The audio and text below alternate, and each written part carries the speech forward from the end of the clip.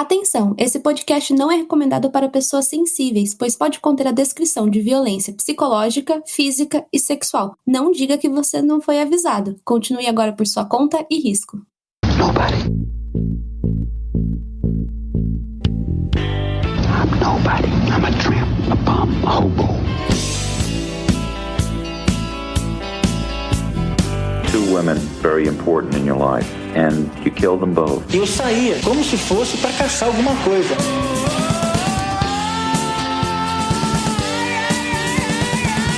I got this fantasy. I started working out this fantasy online.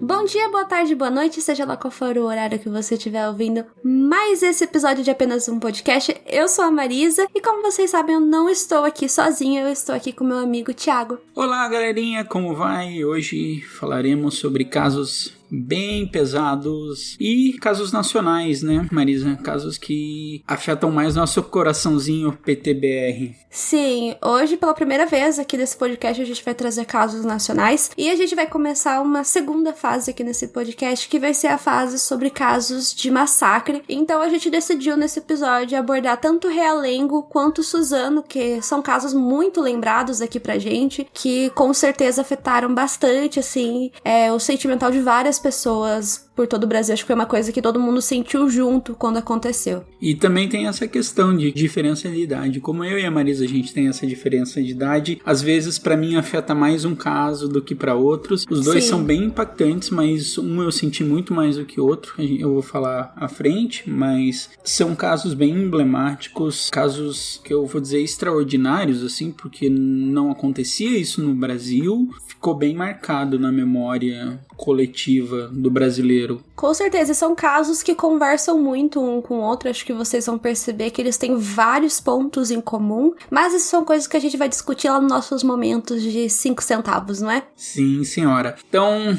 agora a gente tem que anunciar a notícia boa da semana, né, Marisa? Qual que é a notícia boa da semana? A notícia boa da semana é que finalmente, agora falando sério, tá, gente?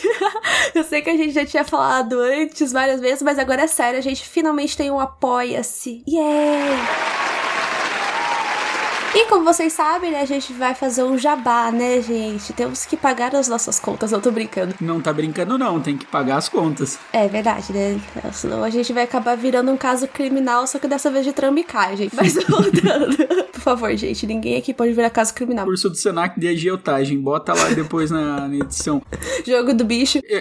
Matéria 1, aprendendo o jogo do bicho e tal. Mas voltando, né, lembrando, né, que com o Apoia-se, né, vocês pedem tanto pra gente ter episódios semanais, tipo, é uma coisa que eu ouço tantas pessoas, que elas estão ouvindo os episódios de novo, porque sai e demora pra sair. Então, se vocês querem ajudar a gente a trazer episódios semanalmente, ajudem a gente lá no Apoia-se, né? A gente tem planinha de R$2. R$2, a gente não tá nem pagando uma casquinha do McDonald's mais, porque eu fui no shopping hoje, a casquinha tá R$3. Não dá nem pra falar que dá pra... mas eu vou comprar uma casquinha do McDonald's porque não dá. Então, ajuda nós. Tem dos R$2 até 20, vocês podem estar ajudando a gente. E claro que tem benefícios, né? Acho que a gente pode falar dos planos, Thiago? Sim, podemos. Mas antes da gente ir pros planos que a gente vai ter no Apoia-se, a gente tem que agradecer a nossa primeira apoiadora, ela, a maravilhosa Raquel Miga. Muito obrigada, a gente gosta muito de você, você é um amor. Eu e o Thiago, a gente sempre falou que a gente queria colocar você num potinho, mas não só porque você foi nossa primeira apoiadora, mas sim porque você é uma pessoa muito incrível. Gente, a Raquel, ela apoia tanto, não só as lives que eu faço no TikTok, mas também o nosso podcast de uma maneira que é simplesmente... Sabe quando assim você não entende direito porque uma pessoa gosta tanto de você? É isso que eu sinto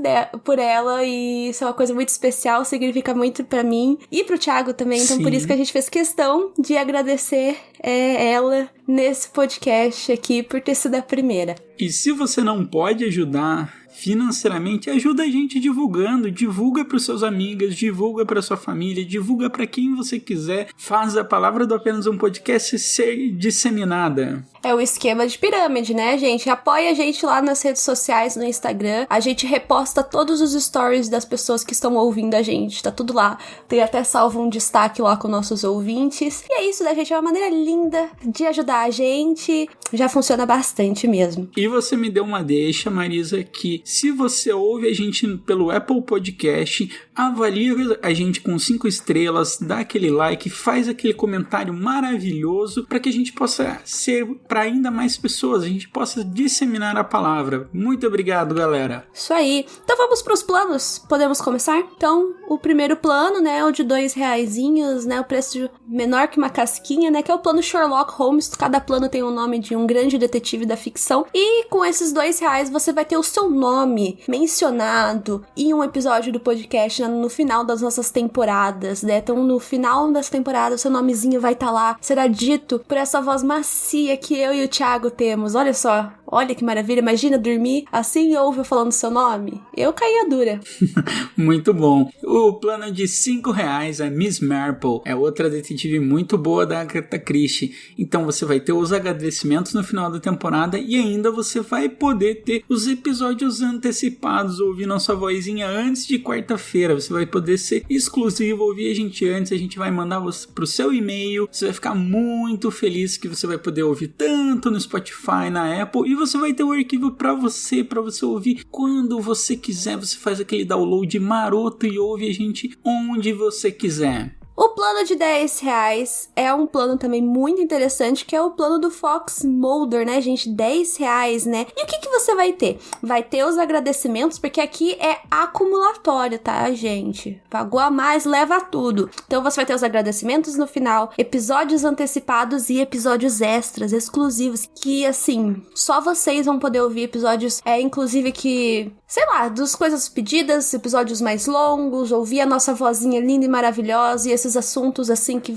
vocês amam tanto por mais tempo e mais vezes. E, como eu disse, são episódios exclusivos, que não vão estar aberto nas plataformas para as outras pessoas. E o último, que você pode apoiar por 20 ou mais. Se quiser ser nosso Sugar Daddy ou Sugar Mama, a gente aceita, não tem problema com isso. O plano L, e você tem os agradecimentos no final da temporada, os episódios antecipados, acesso aos episódios extras, sorteio de produtos relacionados a true crime, cultura pop, esquisitices. Vocês vão ter isso, vai ser bem legal. E vocês também vão ter o grupo exclusivo dos assinantes, o qual a gente vai falar sobre pauta, a gente vai falar sobre tudo. Eu até pensei na ideia da gente jogar um Among Us. O que você acha, Marisa? Vamos sim, claro. Beleza, então apoiem a gente. Temos algumas metas para bater. Se a gente bater a primeira meta, a gente vai conseguir aumentar em um episódio para todo mundo. Então daí vocês teriam a gente 3 vezes por semana. Se a gente bater as 2 metas, a gente vai conseguir fazer toda semana. Então veja lá os planos, veja o que cabe no seu orçamento e vamos para o episódio.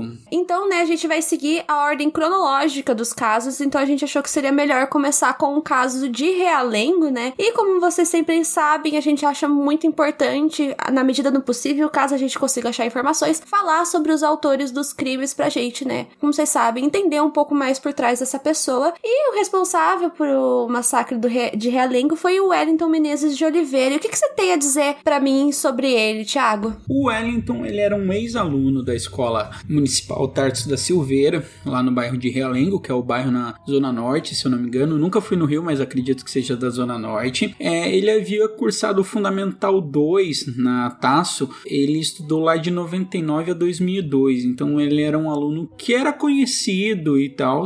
Só que não foi um período saudável nessa escola, né, Thiago? Causou muitos traumas pra ele, porque ele sofria muito bullying, né? Ele sofria várias humilhações, se dizia muito atacado, então foi uma experiência que não foi boa pra ele. Realmente foi uma coisa, assim, que acabou causando muitos traumas pra ele, né? E aqui eu vou ler agora pra vocês um trechinho, que é nas palavras dele, tá? Sobre essa questão do bullying, né? Claro que na época, essa palavra ainda nem tinha chegado aqui no Brasil, muito menos, nem no mundo direito se usava essa palavra, né? Mas hoje em dia a gente pode entender através desse termo, né? Então isso daqui são nas palavras dele. Muitas vezes aconteceu comigo de ser agredido por um grupo, e todos que estavam por perto debochavam, se divertiam com as humilhações que eu sofria, sem se importar com os meus sentimentos. E eu lembro que um dos relatos de bullying que ele fez, além desse, era de que as pessoas enfiavam a cabeça dele dentro da privada e davam descarga na...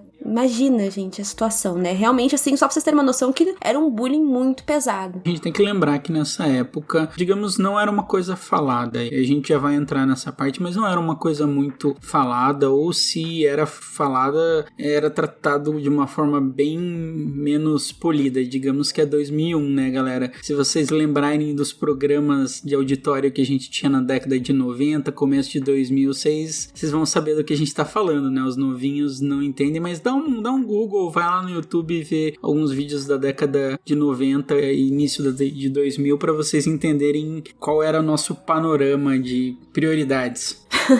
Com certeza, né? A gente pode dizer que foi o período, assim, da infância, pré-adolescência e tal, mas conforme ele foi crescendo, ele foi começando a se envolver com coisas pesadas. Thiago. Aqueles fóruns de internet, pode-se dizer que os fóruns que deram origem aos Reddits da vida, umas coisas que atualmente a gente vê que ainda acontecem, infelizmente acontecem, de fóruns que glorificam Columbine, que glorificam várias coisas de massacre e dão ideias, incentivam. Pra mim esses fóruns são criminosos porque eles incentivam as pessoas a fazerem isso. E aí ele começa a se envolver nesses fóruns extremistas, terroristas em até alguns casos, né? Ele entra em vários fóruns e ele tem a mais diversa gama de ideias a partir dali. Em 2010 acontece um fato bem marcante para a vida dele, que a mãe dele falece. Então ele, a partir de lá, ele começa a pensar nisso, sabe? A vida dele vira isso. É a partir daí que ele começa a planejar o massacre de certa forma, né? Porque após a morte da mãe dele, ele consegue comprar ilegalmente 2 pistolas. Qual que era o modelo da pistola? Não me lembro agora. É um modelo 38. E aí eu até vi em reportagens da época, olhando no YouTube, matérias da época, o que acontece. Ele até pede um treinamento de tiro, tá? E nesse treinamento de tiro o instrutor fala, olha, ele não queria se identificar, não queria passar dados, ele se esquivava dizendo, é muito perigoso passar dados na internet, etc. O instrutor, que não é bobo nem nada, falou, tá bom, amigo, se você não me passar os dados eu não vou te treinar. E aí ele queria ser treinado com uma pistola 38, tanto que esse mesmo treinador fala, olha, a 38 é uma pistola mais fácil de achar no mercado ilegal, então foi por isso que ele escolheu essa pistola, porque por ter mais fácil acesso. Então ele não chega nem a ser treinado, mas nas pesquisas que ele faz, ele planeja qual pistola ele vai usar, como ele vai carregar essas armas. Então a gente vai ver que isso vai ser muito planejado por parte dele. Bom, e aí, né, a gente vai começar a chegar mais próximo do massacre em si, né, que aconteceu no dia 7 de abril de 2011, né, mas antes disso ele prepara algumas mensagens pro mundo, né? Ele escreve uma carta de suicídio, ele posta na rede social da época mais comum, que era o Orkut, né? Ele fala muito sobre a maneira pela qual ele quer ser enterrado, o que devem fazer com ele depois dele morrer, e sempre usando termos extremamente religiosos. Ele faz menções à Bíblia, referências ao islamismo, mas se vocês forem ler a mensagem em si, ela é até um pouco confusa. Ele pede que pessoas impuras não toquem no corpo dele, que só toquem no corpo dele usando luvas, que ele queria que o corpo dele fosse enterrado do lado da mãe, e várias outras coisas bem loucas que estão nessa carta, né, Thiago? Sim, ele faz também uns vídeos que ele deixa pra posteridade, e aí você vê que no vídeo parece que ele tá atuando, parece que ele fala como se ele fosse o ator daquilo, e é como se fosse um jogo, sabe, pra ele, e depois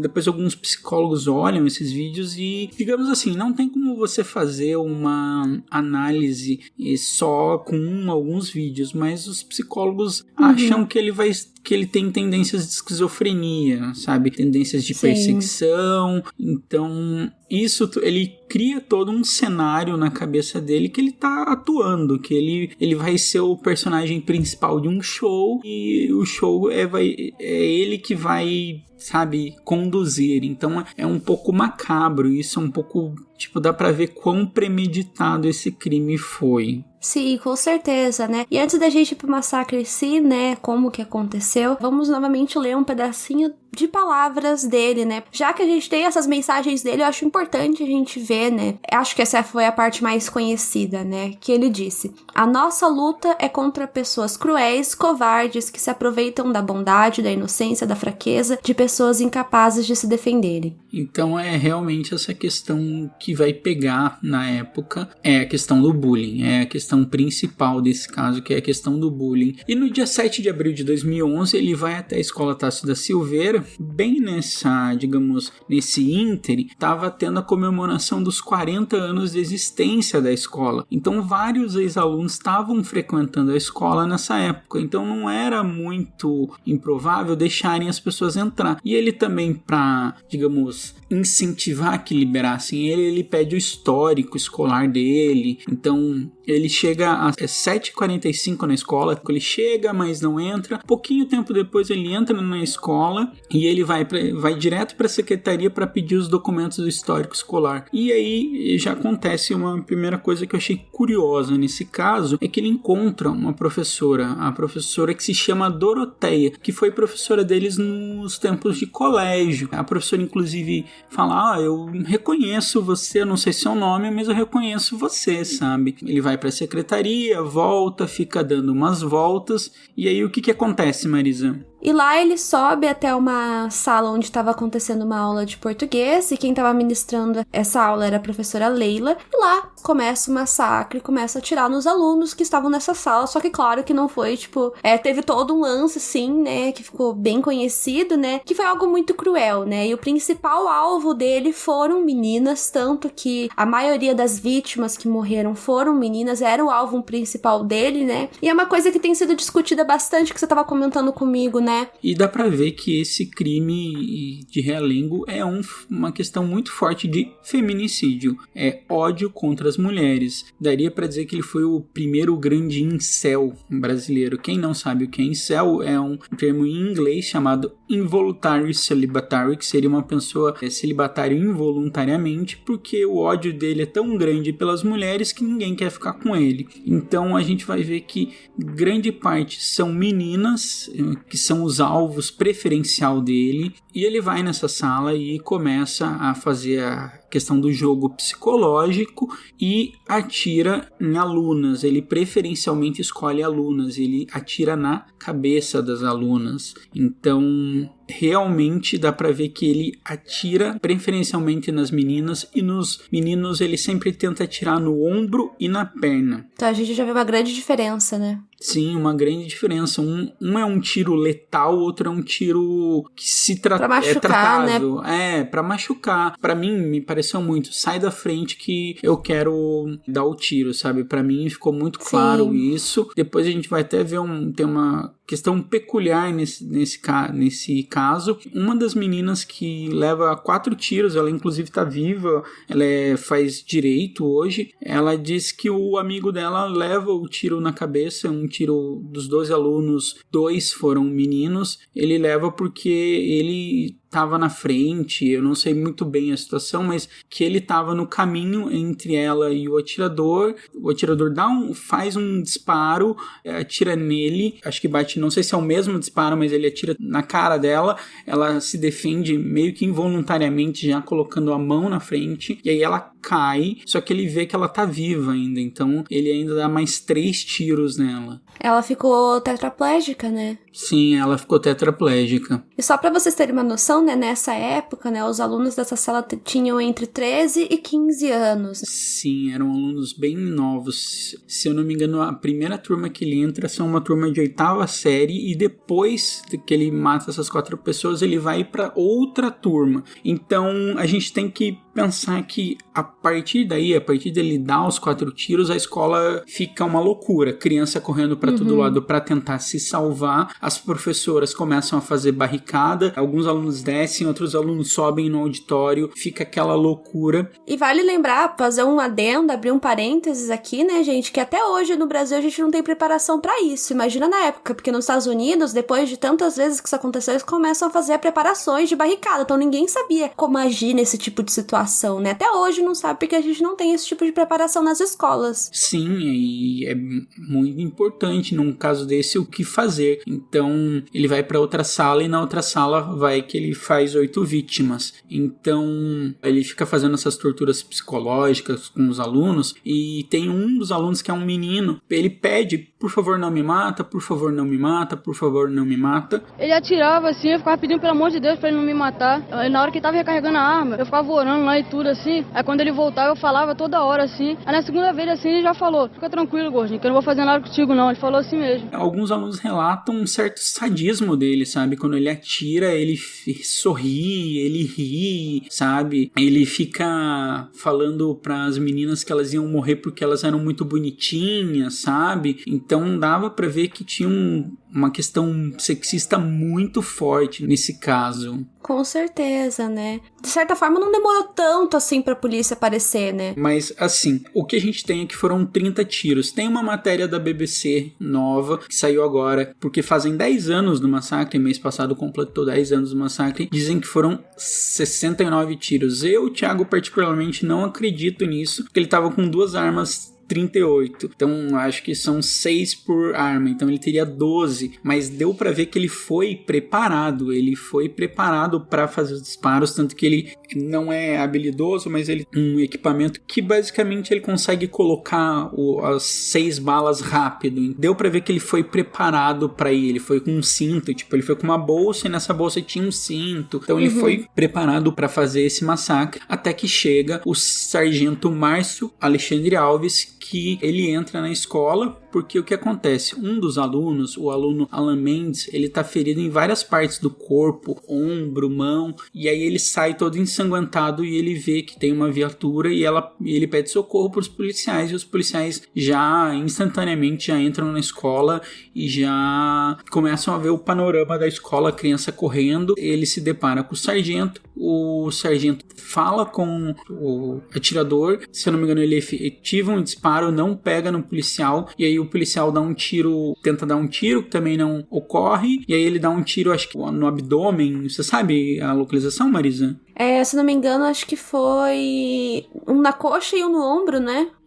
Eu acho que foram foram 2 tiros. E voltando ao que a gente estava falando antes, o Wellington ele estava usando um negócio chamado Speed Loader, que era um negócio para o carregamento, é o nome técnico disso. Daquele equipamento, né, de poder carregar mais rapidamente a arma, né? Sim, para que ele pudesse ter agilidade no massacre dele. Só que aí ele percebeu que acabou para ele, né, quando ele tomou esse tiro do sargento, né? E ele percebe isso e já faz o que todo praxe. Assassino em massa, praticamente. Ele é classificado, acho que dessa forma. Ele atira na cabeça dele e os alunos saem. E vários alunos ficam feridos. São 12 alunos no total que vêm a falecer. E temos 20 alunos que estão feridos, que ficam feridos ou na perna, no braço. Então são cenas assim que o Brasil não consegue esquecer, porque são muito chocantes, são muito marcantes, assim. A gente tem que pensar que é 2011 e ninguém tinha experienciado isso no Brasil. Vamos dizer que isso parecia aquele estereótipo que só acontecia nos Estados Unidos, até acontecer com a gente, né, Marisa? Parecia alienígena pra gente e depois aconteceu aqui e foi um grande choque pra todo mundo. Com certeza, né? Depois disso eles até fazem uma homenagem na escola, né, que foi em 2015, que eles fizeram na frente da escola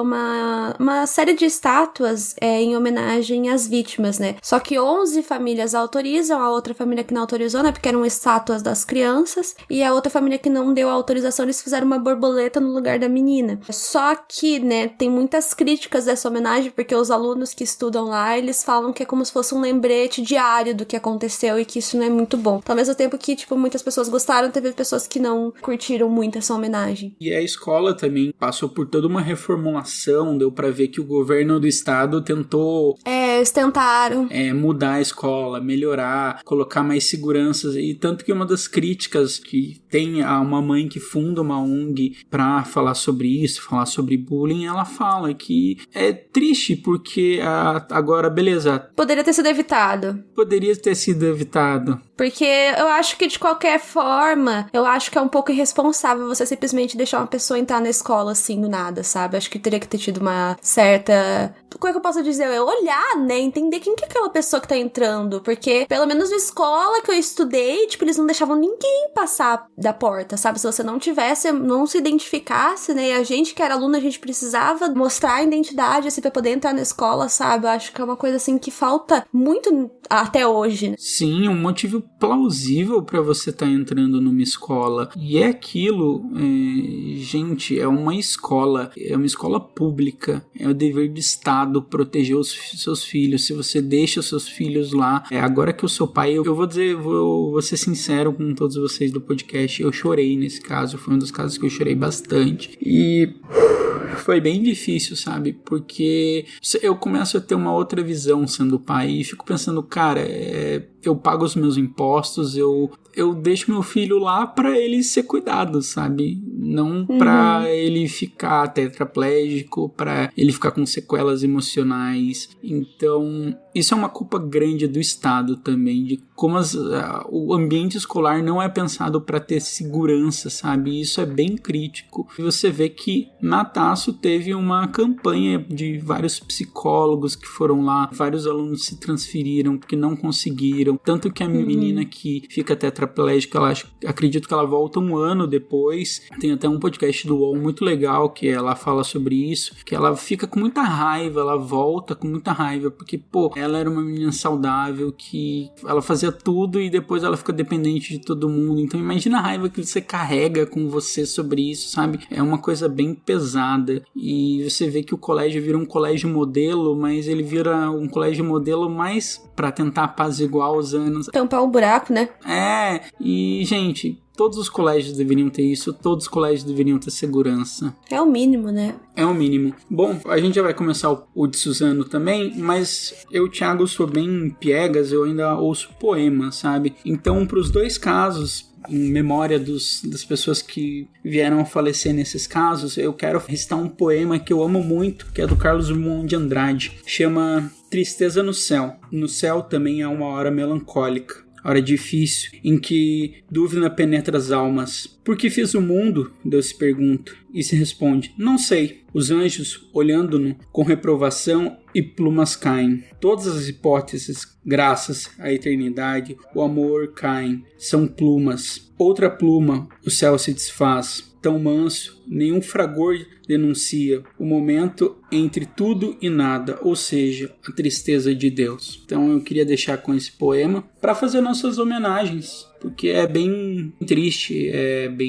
todos os nossos casos são difíceis, a gente sempre fala que a gente trata com a maior responsabilidade possível, mas eu acredito por ele ser brasileiro e por ele ser com crianças, eles afetam ainda mais a gente, pelo menos eu particularmente sou bem afetado com esse caso. Então, com certeza.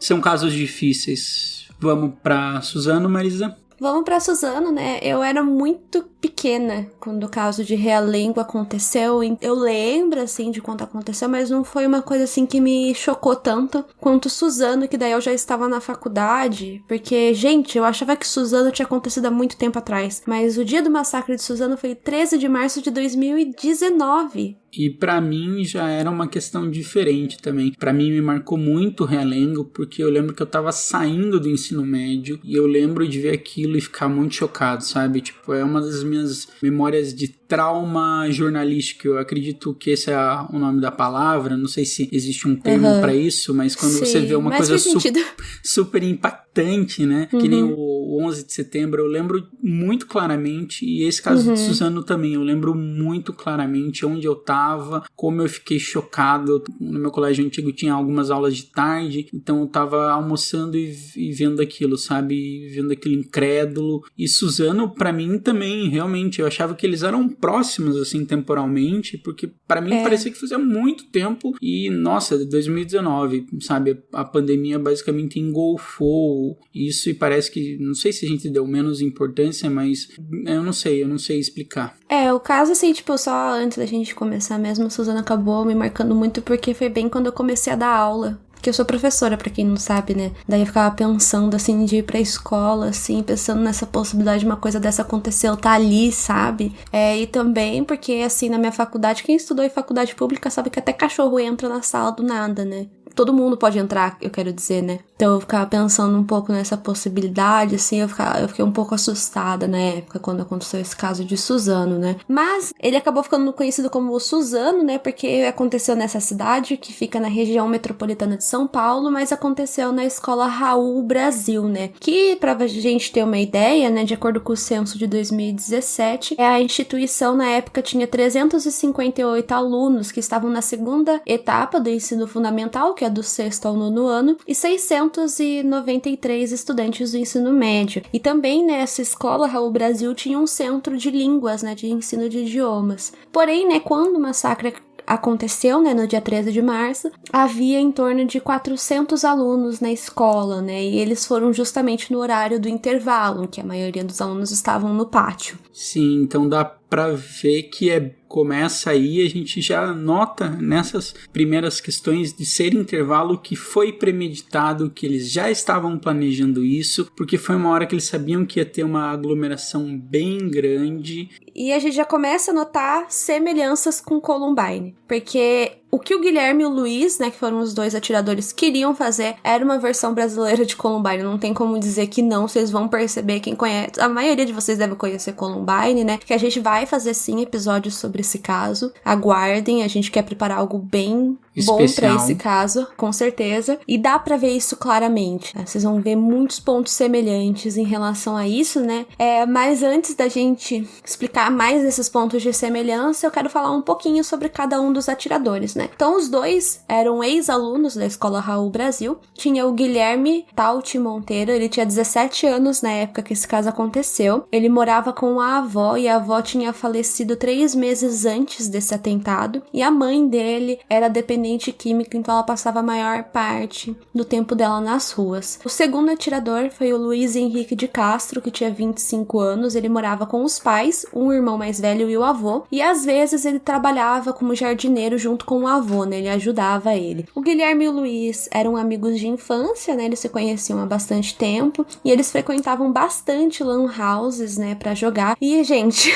Eu lembro de quando aconteceu esse caso, de que todo mundo falando que era culpa de videogame, e esses casos de massacre escolar sempre tem isso, de jogar culpa das coisas em música, em videogame, e todo mundo sabe que isso não influencia em absolutamente nada, mas os jornais insistem em bater nessa tecla, em vez de bater em teclas que realmente importam. Eu acho que isso é basicamente, como eu vou dizer, um buraco negro do discurso. Simplificar coisas, sei lá. É basicamente acabar com o que deve ser falado, sabe? É como se ele esgotasse as possibilidades de a gente falar o que é realmente importante da questão. Isso me chateia bastante. Eu fico bem irritado com isso também, Marisa. E agora sim que a gente, que nem eu falei, a gente vai fazer esses outros vídeos de massacre, vocês vão ver que vai ser uma coisa muito recorrente, né? Eu acabo mencionando esse lance do videogame justamente pra vocês verem como é recorrente os sites falarem sobre isso. Mas uma história que eu achei interessante é que uma das funcionárias dessa lan house que eles frequentavam afirma que uma vez o Guilherme apareceu com um colar que tinha um símbolo nazista da suástica, o famoso pardonazi, porque tipo assim, gente, eu não entendo o conceito de uma pessoa que quer ser brasileira e nazista ao mesmo tempo. Bem-vindo ao Brasil. Ai, meu Deus, isso eu não entendo, eu realmente não entendo. Até tomei um gole aqui de água porque foi difícil depois dessa forma. É difícil, né? Não tem muito o que a gente falar. Não... Vamos pra próxima informação.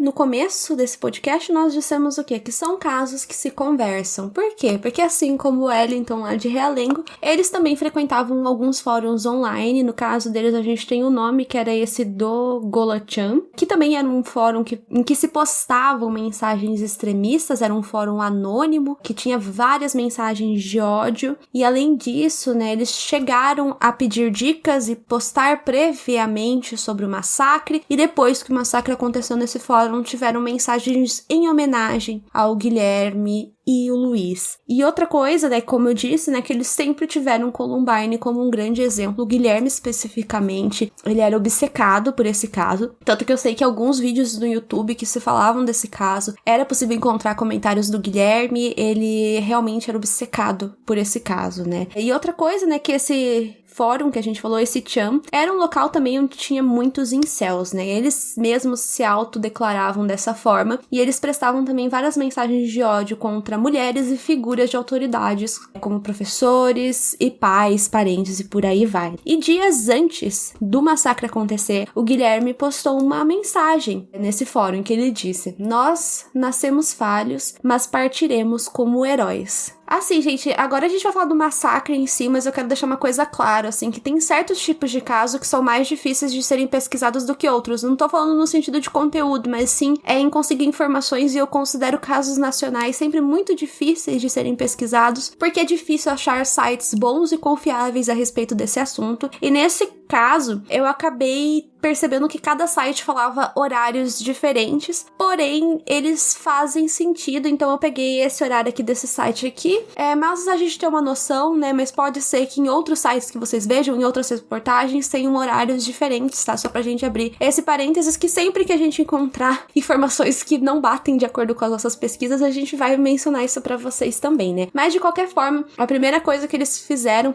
mas que o Guilherme fez no dia 13, foi postar fotos dele mesmo, né, selfies em que ele tava usando uma balaclava, que é aqueles panos, assim, que cobrem o rosto, que tinha um desenho de uma caveira, e lá nas fotos ele mostrava o dedo do meio, fazia arma, assim, apontando na cabeça com os dedos, por aí vai. Ele postou essas imagens no Facebook, e depois disso, o Guilherme e o Luiz foram até a locadora e revendedora de carros do tio do Guilherme, que era o Jorge Antônio de Moraes, e foi lá que eles teoricamente fizeram a primeira vítima deles. Eles dão 2 tiros contra esse tio, e ele, na verdade, morre algumas horas depois no hospital, né? Infelizmente, ele não resiste. E, teoricamente, também, eles iriam matar outro homem antes do atentado, que era um vizinho do Luiz, porque eles tinham uma espécie de um pacto de sangue, em que cada um deles mataria uma pessoa que eles não gostassem, né? Então, no caso do Guilherme, foi o tio, e no caso do Luiz, seria esse vizinho. Só que quando eles vão até a casa do vizinho, o portão estava fechado, eles chamam ele, esse vizinho não atende. Esse teve bastante sorte. O anjo da guarda tava calibrado. Com certeza. Depois disso, eles pegam um Onix branco e vão até a escola, que na verdade era bem perto, se eu não me engano, eram umas 2 quadras ali, era muito próximo mesmo. E como a gente disse no começo, era horário de intervalo. E como também eles eram ex-alunos, isso foi uma coisa que facilitou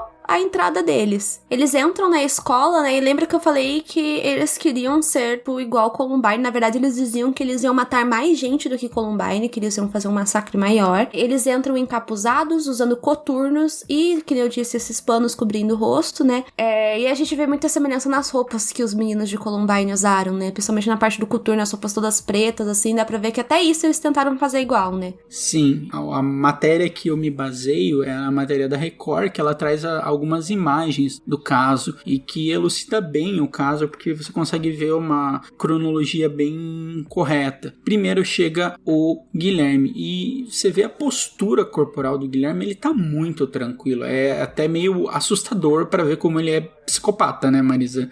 Com certeza. Psicopata na testa sem tirar nem pôr. Então, o Guilherme, ele chega bem tranquilo, com uma mala, ele entra na escola, na hora da entrada ele já solta uns livros que ele estava segurando, vira e já dá 3 tiros. Ele mata a primeira vítima, é a Marielle, que é uma coordenadora da escola, que tinha 59 anos, a Regina, uma funcionária de 38, e tem mais uma aluna que a gente não tem os nomes, então ele matou 3 vítimas, e aí a galera já começa um desespero. O que acontece, Marisa? Assim, até que as pessoas começam a agir rápido, algumas pessoas começam a tentar pular um muro, tanto pela frente, tanto pelos fundos, né? Mas a professora que tava no centro de línguas, porque, de novo, eles queriam entrar no centro de línguas pra meio que fazer uma alusão à cena da biblioteca de Columbine, sim. Só que a professora que tava no centro de línguas, ela consegue fazer uma barricada, inclusive tem até um lance que o Guilherme tenta abrir a porta, ele não consegue, ele fica falando que todo mundo ia morrer, que era pra chamar a polícia, que eles estavam atirando e tudo mais. Mas a professora consegue impedir que ele entre no centro de línguas, e outra pessoa que foi muito importante, que foi uma heroína, foi a merendeira Silmara Cristina de Moraes, né? Que ela conseguiu fazer uma barricada no refeitório da escola, com uma geladeira e um freezer, e ela conseguiu abrigar vários alunos lá dentro, né?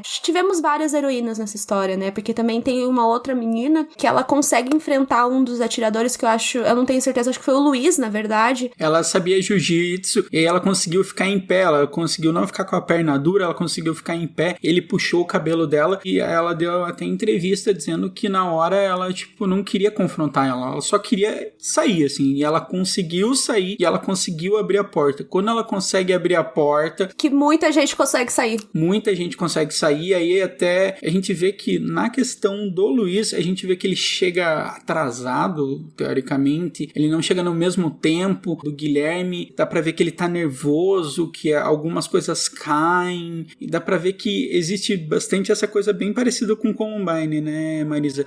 Do dominador e do submisso, da pessoa que planejou e do que tá lá pra acompanhar o massacre. Isso é uma coisa, assim, que eu percebo muito nesses casos, assim, de assassinato em massa, que é em duplo. Sempre tem alguém, assim, vamos dizer assim, entre aspas, é porque os dois são psicopatas, mas sempre tem um, assim, que é mais psicopata do que o outro. Vocês vão ver Columbine é a mesma coisa. No caso de Columbine é o Eric e o Dylan era o agregado, vamos dizer assim, né? Mas a gente vê outro ponto em comum nesse caso com o Realengo, porque a arma que é levada por eles também é um revólver 38. Além disso, eles levaram uma besta, alguns coquetéis Molotov, que é tipo uma bomba russa, né? Que é aquelas da garrafa que enfia um pano com gasolina dentro, né? E uma machadinha, que a machadinha foi muito usada pelo Luiz, né? Pra gente ver um pouco da mentalidade da pessoa, né? Porque o que ele faz? As pessoas já estavam caídas mortas no chão e ele continuava dando golpes de machado nas pessoas que já estavam caídas, né? E o Guilherme também a gente nota quão psicopatia ele é, porque ele sabe que ele tá sendo filmado por uma câmera, ele mostra o dedo do meio, atira nas pessoas já mortas, então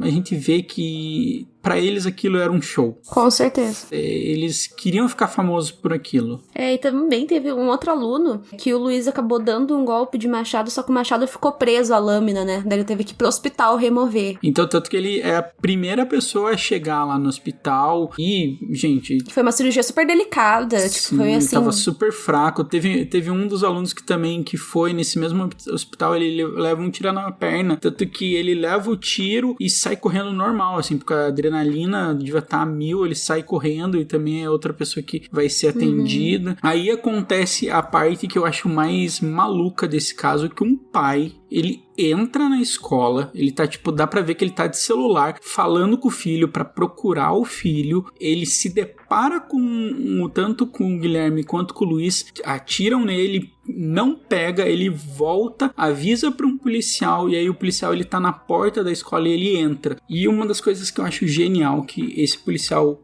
ao tiro na parede, esse policial entra, depois dele entrar, o policial Eduardo Andrade de Santos, ele aponta pros atiradores e fala, gente, tá tudo cercado, tem helicópteros, ele dá um caô. Pra mim é muito estranho, porque assim, ele tá de bermuda, regata, nas imagens dá pra ver que ele tá, tipo, ele não tá fardado, ele tá totalmente apaisando, e ele fala isso, e os dois já correm pra entrar no colégio, já atiram e... O Guilherme dá um tiro no Luiz... e o Luiz morre, né? E depois disso o Guilherme dá um tiro na própria cabeça, eu acho, daí ele se mata. Aí os dois morrem dentro da escola. Então, nesse caso, né, foram aproximadamente 30 tiros, 10 mortos, né, contando com os atiradores, as 2 funcionárias e os alunos, né, que foram 5. E tivemos 11 pessoas, alunos, principalmente, feridos, né. E detalhe, gente, tudo isso que a gente falou pra vocês durou 15 minutos. de atentado. Foi muito rápido, se você for parar pra pensar em tudo que aconteceu, né? Porque eles chegaram na escola, assim, por volta das 9h40 da manhã, 9h45, e praticamente era 10 horas, assim, já tinha acabado tudo. Sim, foi muito rápido. Nossa, eu não me imagine você nessa situação, deve ser aterrador. Com certeza. E foi outro caso que teve bastante mídia em cima. O outro caso, como era 2010, era tudo uma novidade. Aqui em 2011 tinha alguma matéria do SBT que eu olhei, quanto da Globo. Era tão novidade que as pessoas não sabiam nem como cobrir esse tipo de conteúdo, como entender isso tudo. E já em 2019 eu achei um pouco de circo midiático, assim, eu não gostei porque os caras ficavam sobrevoando, daí ficava tipo, e eu achei super desrespeitoso, porque os caras ainda estão fazendo investigação, olha, tem aqueles cobertores brancos ali, e a galera falando, eu achei super desrespeitoso. E nesse caso, né, antes da gente ir pros finalmente, as possíveis motivações também teriam sido bullying, o isolamento social e Columbine também é mencionado bastante, né? Só que o caso não acaba aí, porque teria um terceiro suposto envolvido, que era um jovem de 17 anos, né? Não temos o nome dele mencionado, que inclusive no dia ele foi visto na garagem da locadora de carros, né? Mas, tipo, diretamente ele não participou, mas ele acabou sendo preso numa dessas casas de menores infratores, onde ele pode ficar preso no máximo até uns 3 anos, pelo que eu pesquisei, mas ele trocava mensagens com os dois, principalmente com o Guilherme, em que eles falavam bastante sobre o massacre de Columbine, novamente. E eu tenho algumas das mensagens, né, que essa mensagem aqui, ele enviou pro Guilherme no dia do massacre, que ele falou: caralho, porra, Taut, teve um tiroteio dentro da escola, mano, 2 adolescentes e eles se mataram, Taut, um dos atiradores tinha um machado igual o seu, agora eu sei que você nunca mais vai fazer aquelas perguntas chatas de ateu, risadas, te odeio. E também, né, no mesmo dia, ele conversou com uma professora sobre o massacre de Columbine, né? E ele não demonstrou um pingo de empatia, né? A professora mandou pra ele: o que você acha de tudo isso? Aí esse adolescente falou: ele fez o que a gente vivia conversando sobre, entrou pra história, mas foi o que ele fez, queria imitar o massacre americano de Columbine. Daí a professora disse: você não se sente culpado? Daí ele disse: não. Então, né, pra gente ver essas mensagens, esse outro garoto foi preso, que nem eu disse, né, e depois disso, né, a gente vê uma divisão de coisas, né, porque assim como o Realengo, tiveram homenagens na escola, né, inclusive o governador era o João Dória, acho que continua sendo o João Dória o governador, certo? E ele pagou uma indenização de 100 mil reais pra escola, só que uma parte que eu acho muito louca nesse caso é a gigantesca romantização. Columbine, a gente vai ver isso de novo, né, principalmente o túmulo do Guilherme, ele continua sendo visitado hoje em dia, tem gente que deixa presente lá. E eu já vi com os meus próprios olhos um vídeo no TikTok de uma garota que tinha uma foto do Guilherme pendurada na parede. Pelo amor de Deus, gente. Tô falando sério. Tinha foto do Guilherme e dos meninos de Columbine e ela dizia que ela era apaixonada por eles e que ela queria fazer as mesmas coisas. Eu vejo uma gigantesca romantização. Momento 5 centavos. 5 centavos. Bom, o que acontece, né? Eu fiz um vídeo sobre o massacre de Suzano há um tempo atrás e, gente, vocês não têm ideia da quantidade de fã-clube que apareceu nesse vídeo. E de gente, assim, que eu vi os perfil e era a foto do Guilherme, perfil, assim, e vídeo sobre ele. Aí os fã-clubes, tipo, nossa, que legal, fala mais, não sei o quê. E quando eu faço live, às vezes eu vou falar sobre esse caso, Columbine é a mesma coisa. Columbine e Suzano eu percebo mais frequentemente. Realengo, não vejo isso acontecer, nunca vi até agora, mas com certeza deve ter também. Mas, gente, vocês não têm a quantidade de fã-clube que Columbine e Suzano tem no TikTok e em qualquer outra rede social. Mas eu fiquei muito assustada, porque eu via os comentários e eu ficava deletando, porque me dava uma aflição de ver aquilo, e meu vídeo sobre Columbine foi a mesma coisa. Um monte de fã-clube que aparecia. Quando eu faço live lá no TikTok que eu conto esses casos, aparece, assim, os fã-clubes, assim, do nada pra comentar e romantizar uma situação. E, cara, se você, que eu tenho certeza que alguém que romantiza isso vai ouvir esse podcast, né, porque eles gostam de ficar vendo e revendo, na moral, vai procurar terapia. Por favor, procure terapia, porque, vamos lá, agora Thiago falando. Então a semelhança que eu vejo entre esses casos é o ódio pelas mulheres. Tipo, a galera ter ódio extremo pelas mulheres, serem incéis nojentos e, meu, não tem. Você não pode ficar romantizando na internet. E assim, tipo, eu gosto disso. Cara, não seja nem nosso ouvinte, velho. Na moral mesmo. Pode deixar isso daí, Túlio. Vai embora. A gente não quer esse tipo de público. É um público tóxico. Cara, vocês já veem, eu e a Marisa, a gente trata isso com muita responsabilidade. A gente se dói com isso, sabe? Eu tava até comentando um pouco antes. Nossa, tipo, eu chorei bastante com a minha namorada. Falando, nossa, eu chorei bastante nesse caso, sabe? É bom que às vezes eu vejo que, tipo, eu tenho muita empatia por isso. Isso me afeta de uma maneira que eu tenho até tomar um pouco de cuidado. Mas, cara, se você acha isso romântico, se você acha isso legal, tipo, não, sabe? Você pode achar legal, por exemplo, eu acho muito incrível o filme chamado You Need to Talk About Kevin. Eu acho genial, mas acharam um filme genial, não um massacre. Com certeza, né? E tipo assim, eu vejo muitas meninas assim, porque por algum motivo ela acha esses meninos bonitos, né? Sei lá. Cara, você como mulher, tipo, pelo amor de Deus, eu sei, você não ia ser diferente, sabe? Ele ia te matar também. Você não ia ser diferente, né? Tem muito esse lance da síndrome de Salvador. A gente comentou sobre isso também no caso do Ted Bundy, que é outro caso. Que muitas meninas fazem fã-clube, tipo assim, isso não faz sentido nenhum. Tipo, sério. É só retardado.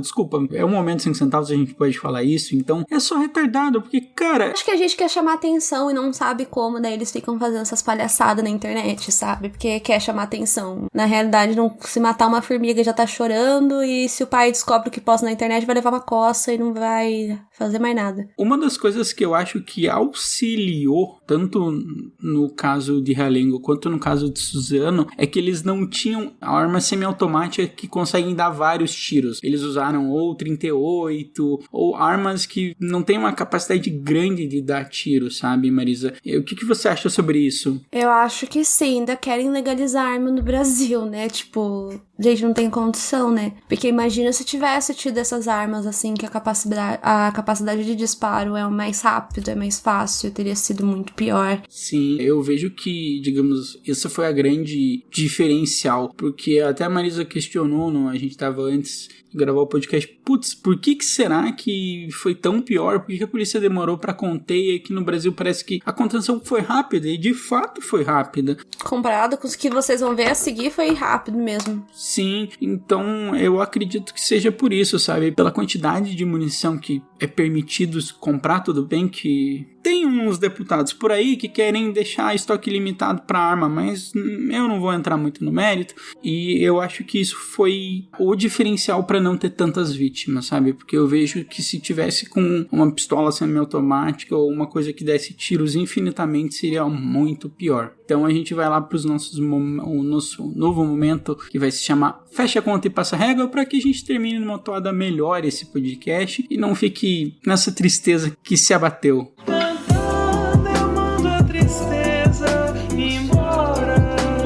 Iniciando esse quadro, Marisa, que coisa legal você fez nessa semana? Que coisa você tem para indicar para os nossos ouvintes? Um livro, filme, TikToker? O que você achou legal nessa semana? Que fez rir, que deixou a semana mais leve? Qual que é a sua indicação? Então, na verdade, eu não assisti nada, assim, essa semana, assim, de muito interessante, né? Eu tô bem ansiosa porque eu vi que vai sair uma série, acho que ainda não tem muita previsão, sobre o Jeffrey Dahmer, que é um serial killer que está muito requisitado, gente, vai ter o podcast do Jeffrey Dahmer, assim, o pessoal pede muito lá pra mim. Aí vai sair uma série sobre ele, que quem vai interpretar ele é o Evan Peters, né? Eu fico pensando quando que esse ator vai interpretar alguém que tem insanidade mental, porque tá difícil, é só gente louca.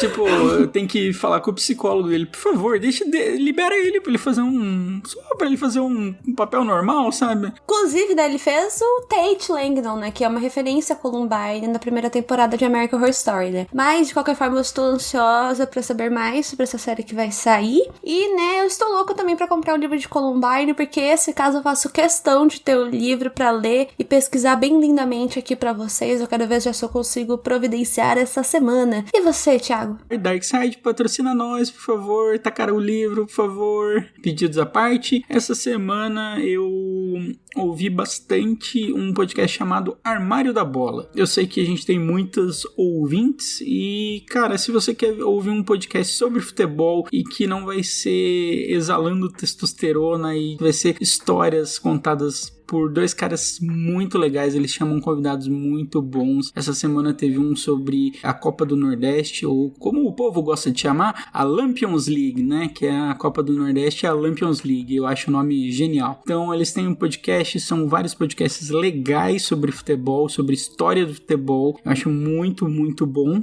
Então, vou indicar o Armário da Bola. E ultimamente eu me tornei a pessoa que eu não quis ser. Eu virei um boruteiro, eu assisto Boruto. Nossa, Thiago, pelo amor de Deus. Olha, gente, oficialmente foi o último episódio, porque eu não estou a fim de manter mais relações com o Thiago depois desse. Tá, foi mal.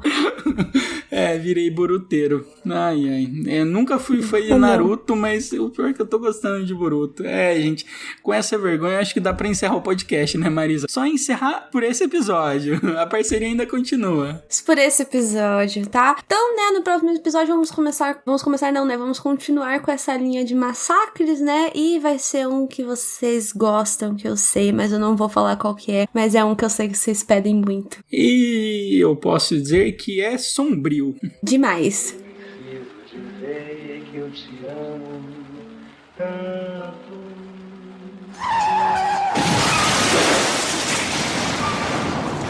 E agora eu posso me vangloriar que eu tenho 2 telas.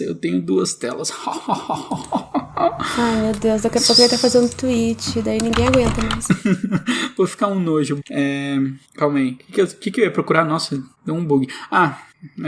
Sherlock Holmes. Vamos lá, deixa eu só... cadê? Tá bom. Bom dia, boa tarde, Opa, peraí, né? Calma. Peraí, né? Deixa eu só ir no banheiro, então. Calma. Não, tá bom, pode ir. né? Deixa eu ir no banheiro rapidinho. Quer que eu vou... Tá bom, eu espero. Beleza.